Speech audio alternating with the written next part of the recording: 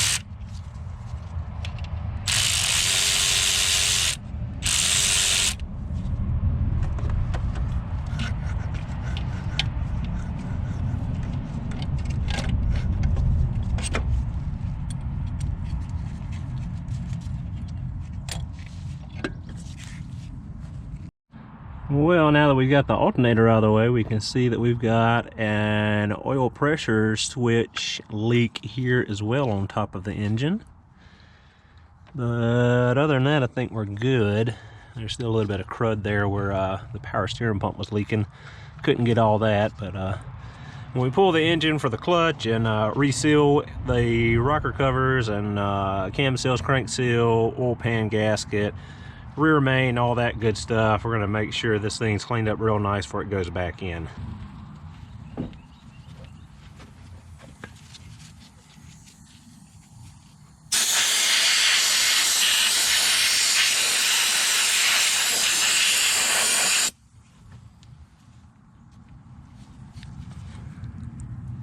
Oh yeah, working great.